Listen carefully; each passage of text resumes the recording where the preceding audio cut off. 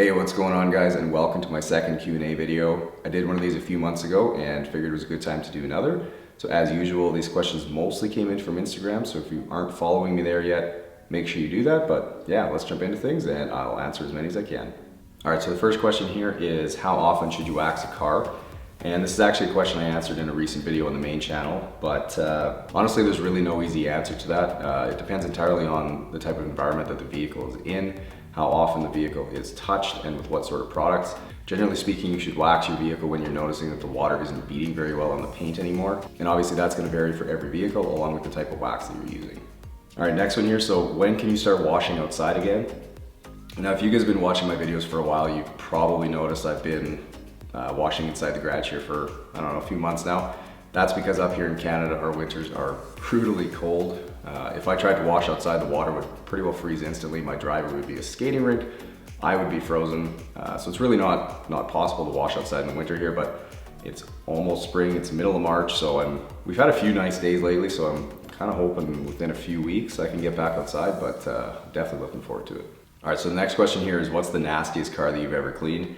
And I guess the vehicle that gets that honor is one that I just finished up last week. It was a minivan, and oh my God, it was bad. It was, I mean, not only the size of it, but just the amount of grime and disgustingness that was in that vehicle. Yikes. It was gross. You guys are gonna absolutely love that video. It won't be out for a few weeks, but the transformation that thing made was nothing short of incredible. It's probably the detail that I'm most proud of in terms of, you know, where it was to, you know, how good it looked at the end. So I'm definitely looking forward to getting that one out for you guys, but I'm excited for you guys to see it. All right, so the next question here is, are you ever worried the car battery will go dead because you're leaving the car doors open for long amounts of time? So if you've watched my videos on the main channel, you've probably seen most interior shots that all the doors are open. I usually leave all the doors, the rear hatch, the trunk open the entire time I'm working on the interior. So yes, if you leave the doors open, after a while the battery will die. Typically though, when I start on the interior, I disconnect the battery. The only, I guess, issue that creates is if the vehicle has power seats, then, you know, obviously you can't move them around. I just connect the battery again, move the seats where I need to, and then disconnect it when I'm kind of done doing that. So, all right, so next question here is, what music do you listen to while detailing? And I think I answered this in the last Q&A video, but usually I'm listening to country when I'm out here detailing. Sometimes it's, I don't know, pop, like Ed Sheeran, Taylor Swift, or I don't know. Usually it's country.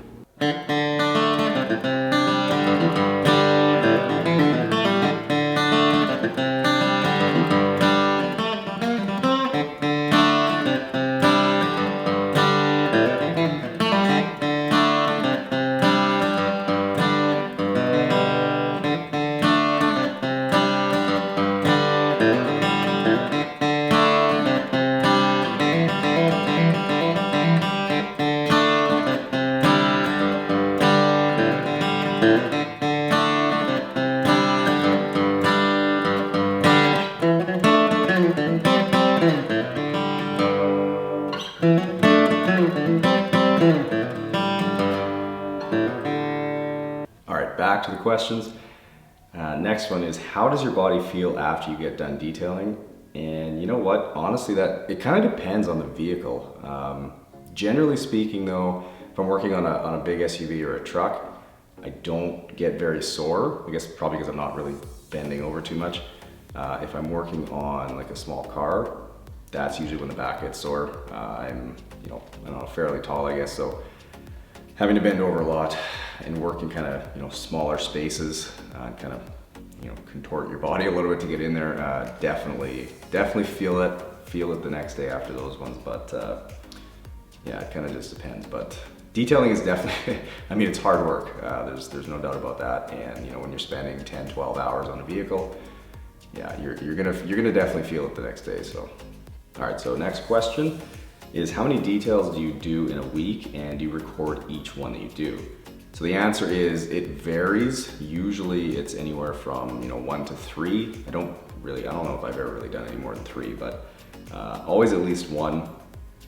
And no, I actually don't record every one that I do. I only record the dirtiest vehicles. Sometimes I'm doing, you know, paint correction or doing a ceramic coating on a vehicle, and usually those vehicles are not dirty. Like, typically the people that are spending the money to get that service done, they take care of their vehicles. They're not dirty. They're not worthy of filming, I guess. So no, I don't record everyone that I do, but if you watch this second channel at all, you've seen a few of the ones that I normally wouldn't have filmed, like that Ranger or the Explorer or the Pontiac Vibe. So but with the second channel, I've filmed a couple extra ones now just to have some content over here. So yeah. Next one is, do you know any other languages? I actually don't, but I wish I did. So I guess with being in Canada here, our second language is French, and so like in elementary school and high school, I learned a little bit of French. Don't know a whole lot, don't remember a whole lot of it, but if I ever were to learn a language, that would probably be the most natural one for me to learn, because I already know it and we use it here in Canada. So, all right, next one is, why do you take out the seats in some vehicles and not others? So that's actually a good question. I know quite a few people have asked that before, and the answer to that is it depends on the vehicle. It depends on how dirty it is. The seats absolutely do not need to come out in every detail that I do or that anybody else does. Don't let anybody tell you differently. A lot of the times under the seats is really not dirty. A lot of the times you can reach everywhere with the vacuum, you can reach with the extractor. There's really no benefit to taking them out. You're just creating additional work for yourself. Now, that being said, in the vehicles that I have taken them out, and when I do, it's because they need to come out. It's because there's either stains under the seats, there's grime, there's something that I can't get to, and I can't clean under the seats up to my standards, so they have to come out. But yeah, that's typically why. It just depends. It's a vehicle to vehicle basis, and it just depends on how dirty they are. Okay, so next one. How often do you change your gloves? It depends. I usually probably go through anywhere from 4 to 8 gloves. If I stop and take a break and go inside, maybe get lunch or something, I always take them off. I put a new pair on when I get back out, but sometimes I'll be reaching somewhere in the vehicle and my hand or glove will kind of catch on something, pops the glove, and then I have to get a new one. So it varies with every detail, but usually at least 4, sometimes as many as 8, maybe even 10 sometimes. All right, next one here is, what's the longest detail that you've done? And that actually, again, goes to that minivan that I did just finished up with that last week. Previous to that, the record for amount of time spent on a detail was 15 hours on the old Chevy farm truck. This van, I ended up spending 16 hours on over 2 days. I was absolutely beat at the end of it. It was, like I said, it was disgusting, and it was a pile of work. So I can't wait for you guys to see that video. All right, next one here is, how long have you played guitar? I have actually played guitar for, I want to say about 20 years now. Not to age myself, but yeah, I've been playing for a very long time. I started young, and music is a very big part of my life and a big part of who I am. So yeah, definitely always try to pick it up as much as I can. Yeah, I just love playing guitar. As you've seen, I put them in all my videos, so.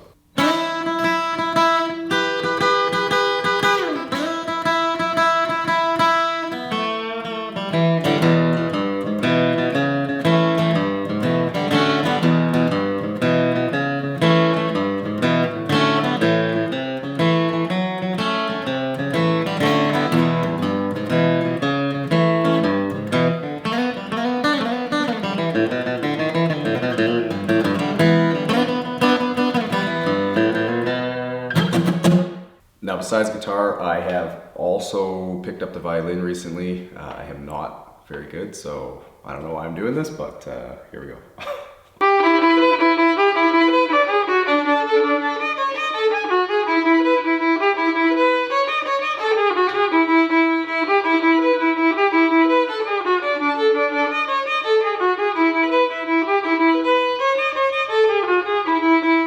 Okay, so next question here is, what kind of sweatpants do you wear? Because they look super comfy. These are actually just sweatpants I got from Costco. They are Carbon, that's the brand. I got them in a few different colors, and yes, they're very comfy. I like them, so yeah, Carbon from Costco. All right, next one here. So I've actually seen this question a lot of comments about this. So do you ask the customers of your details to leave everything in the car to make the video better, or do they just leave it in there themselves? So I do not ask them to leave things in the vehicle. However, I will say I don't ask them to take everything out either. What I typically will tell someone is if it's just a few things, glove box or something in the door here and there, I don't mind taking it out. It takes me a minute or two. The ones that have come in with, you know, all kinds of stuff and all kinds of garbage, I had absolutely no idea they were coming in that way. And sure, maybe it makes the video better, but you know what? There comes a point where there's too much. Actually, the video that you're gonna see this coming Friday on the main channel was just an absolute disaster of a work truck. And yeah, there was a pile of garbage and stuff in there. And you know what? It was too much. It was quite a bit of work. It took a long time to get all of that out before I could actually start cleaning on the inside. So yeah, no, I definitely don't tell people to leave it in though. All right, so next one. Are you able to give out a scenario where something in the customer's car got damaged, and what did you do to make it right? So I don't know, maybe I've been fortunate, but I actually haven't damaged anything in a person's vehicle yet.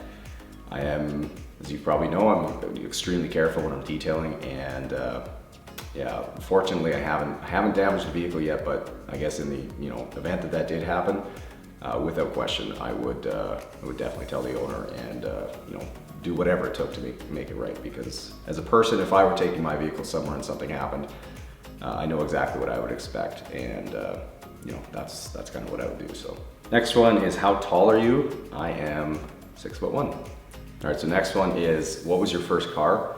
I think I answered this or mentioned this in a video quite a few months ago, but it was a 1991 Pontiac Firefly. It was red, had a 3-cylinder engine in it, made about 70 horsepower. It was extremely good on gas, like 60 miles to the gallon, and I used it to deliver pizzas in. It was awesome. I had it for about a year. Got an Acura Integra after that, but yeah, still good memories about that car. So next question is, do you work out? So the answer is yes, I do.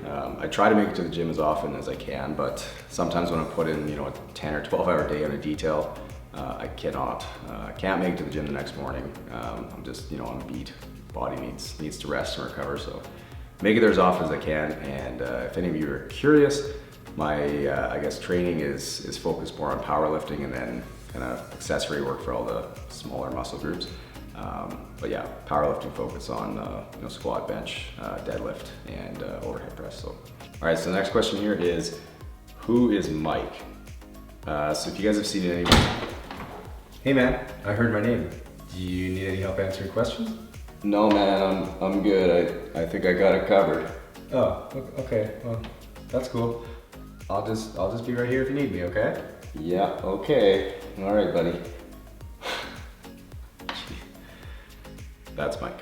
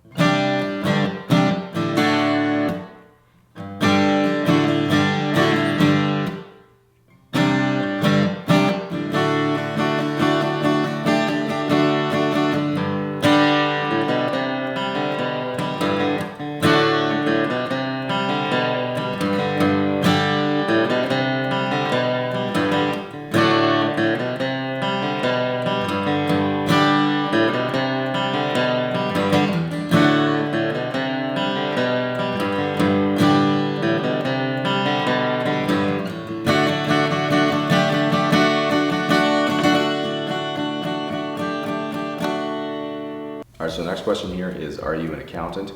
Yes, I know I've mentioned that in videos before that I am an accountant. I'm a chartered professional accountant, a CPA. But one thing I haven't told you guys is that I recently quit that job and I'm focused entirely now on detailing and making YouTube videos. It got to the point where I was putting in so much time between the detailing and YouTube side of things and making these videos that I didn't have time to work anymore. It was kind of getting in the way of my true passions. And so I'm very thankful that I'm in that position where I can focus on the business and focus on YouTube entirely now. you know, when I'm putting in 60, 80-hour weeks sometimes, you know, making videos and spending 12 hours on a vehicle. And yeah, so that's what I'm doing now. So full-time detailer and YouTuber, but I'm still an accountant. Okay, so next one here is, do you ever beep the horn by accident when cleaning? Yeah, it actually does happen. Up until a few months ago, it had never ever happened to me. And then somebody had asked this question. I know I answered that no, it hasn't happened. Literally the next day, I beeped the horn and scared the crap out of me. And since that, for whatever reason, now it happens all the time. So I don't know why, but yes, I do, and it scares me every time. All right, so I think this is gonna be the last one to wrap things up here. If there was a zombie apocalypse or something and you could only take one thing from the detail garage, what would it be? So hands down, every time I'm taking my Honda GC160 pressure washer. I don't know why you wouldn't. I can blast those zombies right in the face from, like, you know, good distance, and yeah, they're not gonna stand a chance, so definitely the pressure washer. All right guys, well that's gonna wrap up this video. I hope you enjoyed it. I know I had a lot of fun making this for you, so if you did, make sure you hit the thumbs up button and subscribe to the channel so you don't miss out on any future videos. I will definitely do another one of these down the road, but for now, enjoy the guitar outro, and I'll see you guys in the next one.